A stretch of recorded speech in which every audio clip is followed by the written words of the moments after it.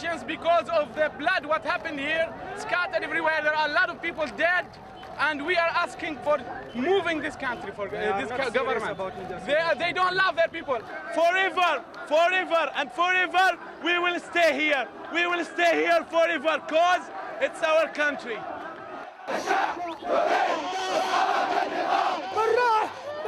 The protesters are back at the Pearl, but this country's problems are a long way from being solved.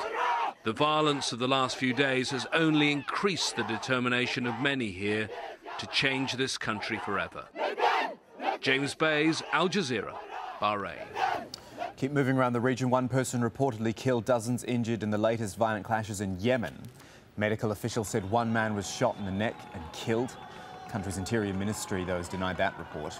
Anti-government protests began 9 days ago in Yemen, with at least 7 people killed and more than 150 wounded. Algeria now, where riot police have clashed again with anti-government protesters in the capital. Officers, I should say, broke up a rally after thousands gathered in the centre of Algiers. Police disrupted a similar rally last week, which was organised to call for better living conditions and greater freedom. Government supporters have also been taken to the streets, adding to the tension. We have a president. We're not against him. We're not against His Excellency, the President of the Republic.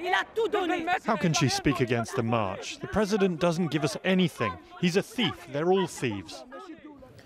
And on it goes. Kuwait. Police there have fired tear gas at protesters described as stateless, long-term residents. They're demanding citizenship, free education, healthcare and jobs, all the benefits that are available to Kuwaiti nationals. Protesters sang the Kuwaiti anthem before being dispersed by tear gas.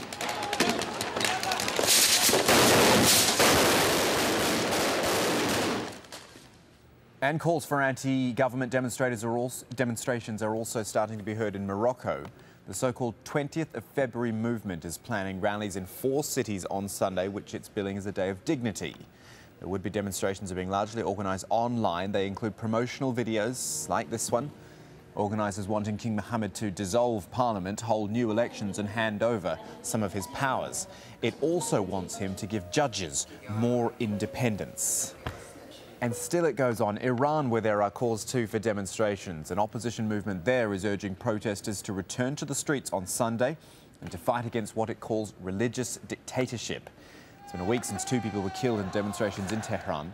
Members of Parliament then called for opposition leaders Mir Hossein Mousavi and Mehdi Karoubi to be executed for organising the rallies.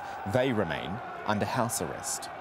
So as the wave of demonstrations sweeps through parts of North Africa and the Middle East, it is being watched closely, of course, by the West.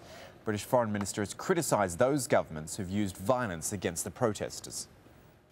The British government is deeply concerned by the unacceptable violence against protesters that has been happening in Libya and Yemen and Bahrain. And we remind all the governments in the region that it is important to respect the right to peaceful protest and not to use repression and violence against demonstrators.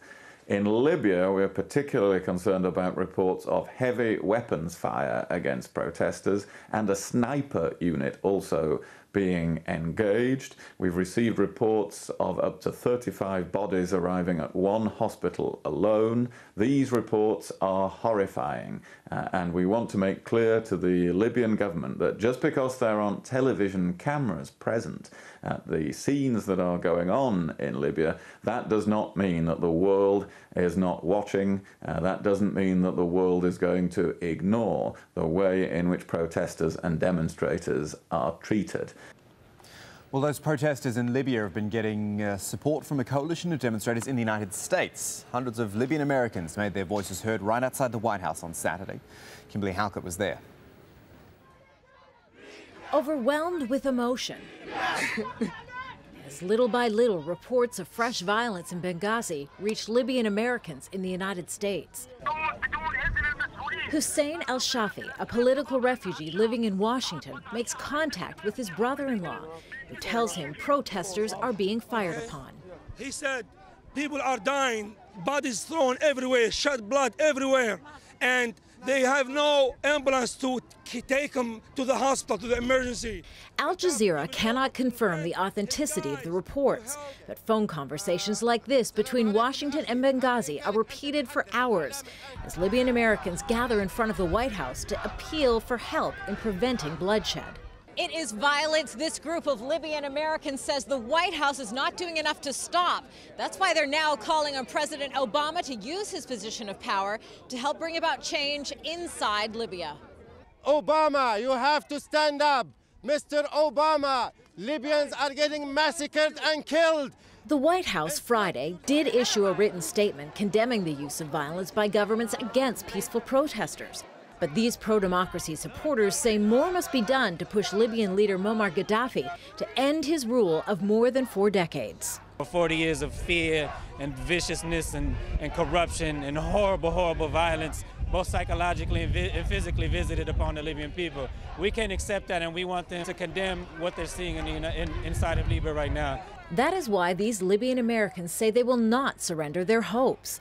They promise to keep the pressure on the White House until they are confident a free and democratic Libya can finally emerge. Stop the killing, stop the hate! Kimberly Helkett, AlJazeera, Washington.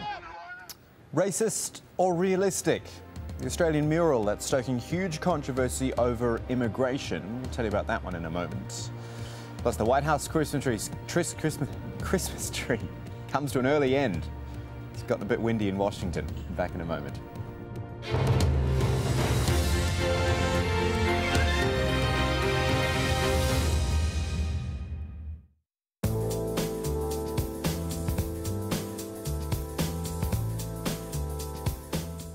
Hello, welcome to another look at the international forecast. Small wintry weather making its way across North America. We've got a mix of rain, snow and some very strong winds coming in through this particular system. Now pulling out of California, running in across the Rockies, and boy does this expand. Look at this, huge mass of snow right through the northern plains, pushing right across much of the Midwest as we go on through Sunday. 6 Celsius there for Chicago and for Denver. Wintry weather, blizzard conditions. It's still very windy into that northeastern corner as well, but at least here it should be dry. Look south, well here, spring appears to be arriving. 23 Celsius there for Dallas and a 26 to come there for Miami. Come down into the Caribbean and it's not looking too bad. We've got a northeasterly wind, which will bring some heavy showers into Hispaniola. Puerto Rico could see some rather lively showers too. Then we've got that warm, moist air coming in across the Caribbean, and that's going to push its way into southern areas of Central America. But that aside, it's looking pretty good. Some very pleasant and warm sunshine to come. Some warm sunshine too into Europe, but no great shakes in the temperatures. 13 or 14 degrees there for Rome and for Athens. A wintry mix down towards the southeastern corner, just around the Black Sea. The mild air continues to come into western parts. 8 in London.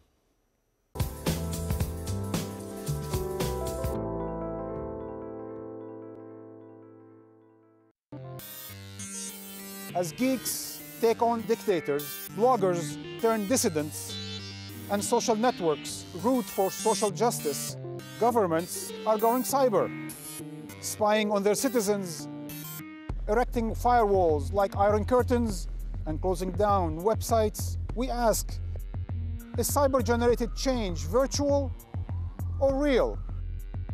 Empire.